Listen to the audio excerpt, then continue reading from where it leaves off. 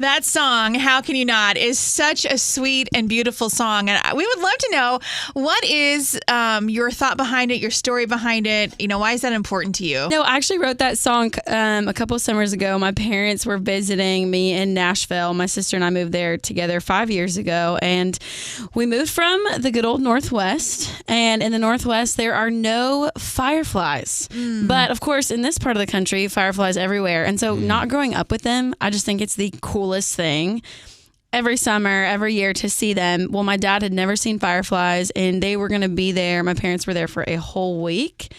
And like during firefly season, like the height of it, and we were about to see some fireflies. I don't know where they were. We went on walks every single night. Not a single firefly was found. The night before, they're about to fly home where there's no fireflies, so sad.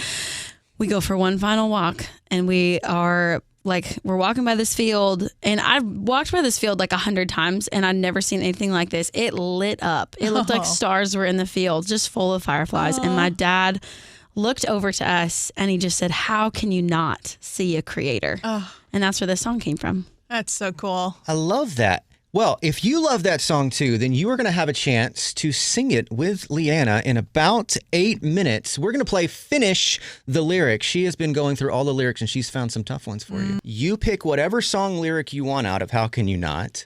Wow. I feel like this is like we're kind of going, deep in there. Should I make it hard? Should I make it a little difficult? Should go like fifth verse. Yeah. There is a fifth verse. The one that isn't published. Yeah, the one that isn't published yet. Let's see. I feel like I kind of want to go to verse 2 land. Okay. I feel like I want to do verse 2 land. All I right. think that's what we're going to do. All right. So I already, give it to us. Okay, here we go. I see the sunset and I wonder. That's it. That's all we get. Should I That's do great. more? No, That's that's great. good. That's great. If you think you know what it is, give us a call right now. Sure. Joy FM. Hi, who's this? Hi, this is Caitlin. Hi, Caitlin. Caitlin, I'd like to introduce you to our very special guest, Leanna Crawford. I feel so honored. Hello. Hi, Caitlin. It's so nice to meet you. So I'm sure you've heard what she sang just a moment ago. She's going to sing it for you one more time, and then you just have to sing the rest of that line. Every time this bell rings, that's someone else liking this video. Wait on you. You make the bell ring. Go ahead. Okay. Okay, you got this, Caitlin. I believe in you. Okay.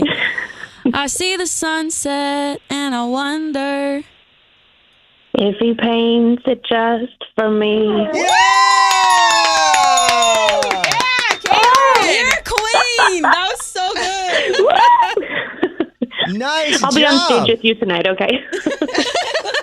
So, Leanna, a lot of your songs are written from the perspective of a young woman's life. Why is speaking to young women so important? And that's very important to Kim. It is. I work with young women at my church, and I think it's such a valuable thing to be able to pour into somebody who needs to hear truth. Mm-hmm.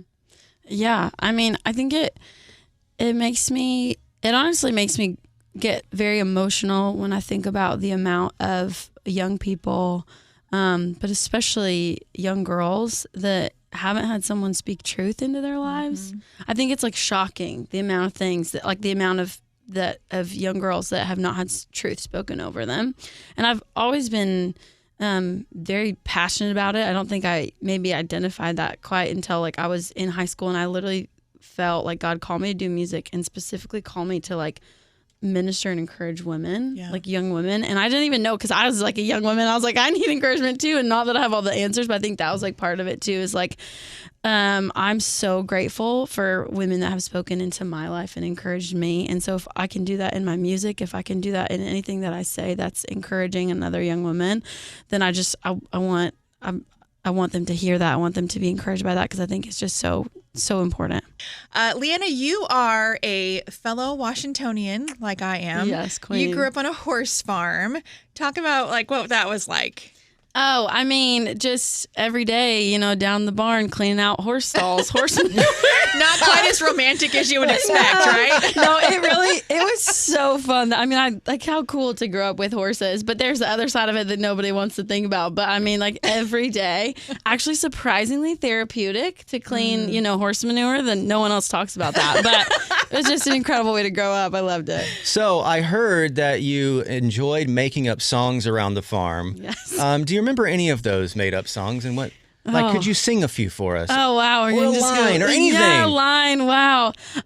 Okay, well, one comes to mind. Speaking of the farm, I mean, I'm like always making up songs like all the time. But speaking of the farm, I don't know why this one jumps out at me.